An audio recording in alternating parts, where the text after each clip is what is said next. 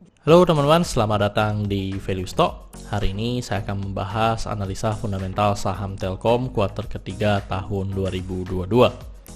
Oke teman-teman, ini disclaimer-nya. Yang pertama, ini merupakan sharing analisa fundamental, bukan ajakan beli jual ataupun suatu saham, dan keputusan investasi ada di tangan teman-teman selaku investor.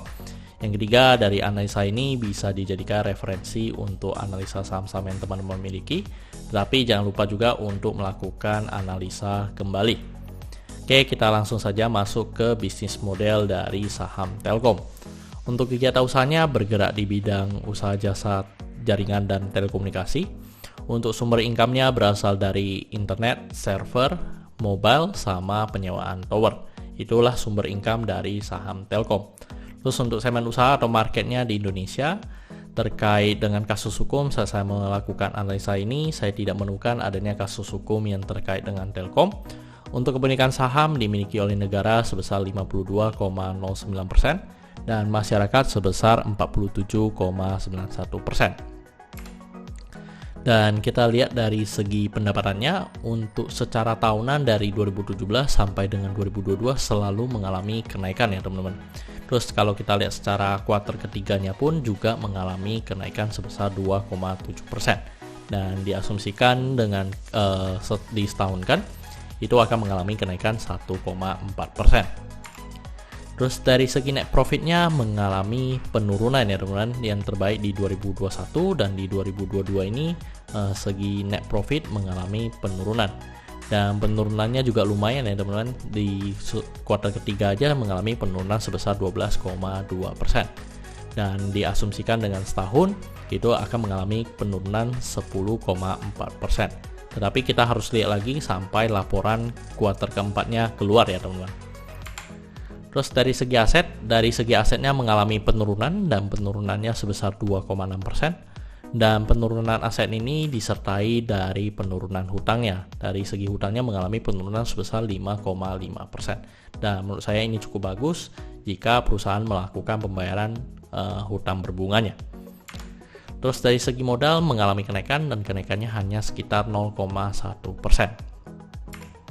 Dan teman-teman, ini merupakan summary laporan keuangannya dari 2017 sampai 2022. Dan saya akan lebih membahas ke rasio keuangannya.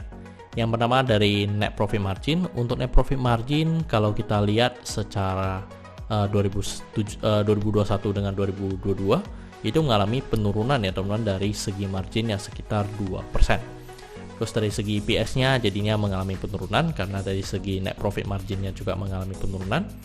Untuk segi PER-nya di 16,61 dengan harga 3710 ya teman-teman. Kalau dibanding dengan tahun sebelumnya ya sebenarnya PER-nya lebih rendah ya teman-teman, walaupun dari segi harganya lebih tinggi. Kenapa? Karena dari segi EPS-nya yang lebih tinggi. Terus untuk dari segi book value sekarang di 1468. Kalau kita bagi dengan PBV-nya, maka dapat PBV-nya di sekitar 2,53 kali. Jadi kalau dari segi PBV memang mengalami penurunan karena dari segi sahamnya mengalami penurunan. Terus untuk dari segi DER-nya di 0,86 kali, yang ini juga bagus, yang dimana DER-nya selalu menurun ya dari 2020 sampai dengan 2022 ini. Untuk dari segi DER-nya selalu mengalami penurunan. Untuk dari segi ROE-nya di 15,21%. Jadi mengalami penurunan karena dari segi net profit-nya mengalami penurunan. Untuk ROA-nya di 8,2%. Oke teman-teman, saat saya melakukan analisa ini untuk harga sahamnya di 3710, dan dari analisa fundamental saya bisa mendapatkan nilai intrinsic value-nya sekitar 3.600. Jadi memiliki margin of safety minus 3%. Dan sebelum ke kesimpulan teman-teman, saya ada membuat website. Jadi teman-teman yang sudah subscribe dan teman-teman yang sudah ikutin juga pasti tahu. Saya memiliki website di www.valuestock.id. Jadi teman-teman, apa sih yang teman-teman bisa dapatkan di valuestock.id ini? Ya berupa video, berupa ebook, berupa intrinsic value sama watchlist-nya saya.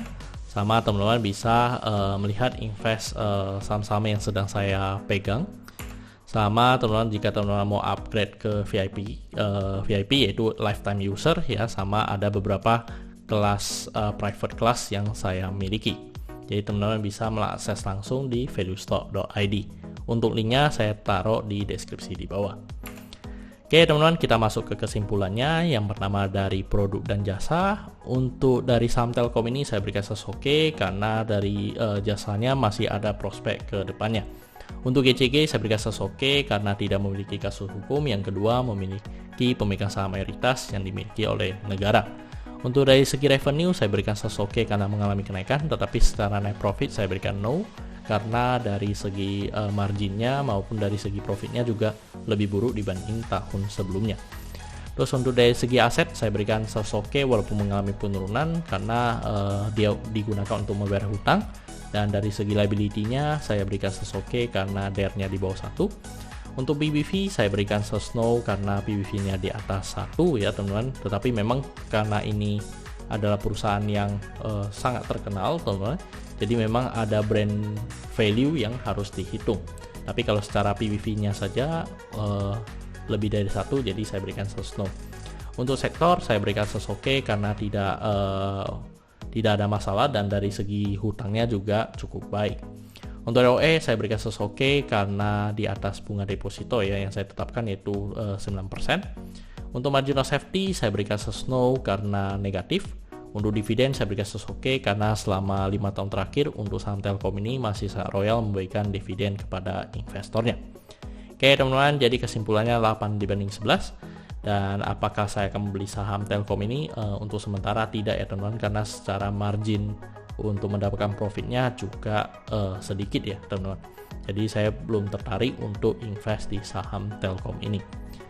Oke teman-teman, saya rasa cukup sekian untuk video kali ini. Jangan lupa untuk like dan subscribe. Dan jika teman-teman suka dengan metode analisa seperti ini atau metode bongkar emiten, teman-teman bisa komen ya untuk di chat komen. Jadi teman-teman lebih prefer analisa seperti apa. Oke, yang kedua teman-teman bisa follow saya di Instagram saya di royken13. Di situ saya ada update ya mungkin sedikit personal life-nya saya sama bahas saham-saham juga. Dan teman-teman saya juga memiliki grup Telegram, jadi teman-teman bisa join di Value Stock. Untuk linknya teman-teman bisa dapatkan di deskripsi di bawah. Dan yang terakhir tadi saya ada buat website, teman-teman juga bisa dapat linknya di deskripsi di bawah. Oke teman-teman, jika teman-teman ada kode saham juga yang ingin saya buatkan analisa seperti ini, silahkan tinggalkan di kolom komentar. Oke teman-teman, see you in the next video. Bye bye.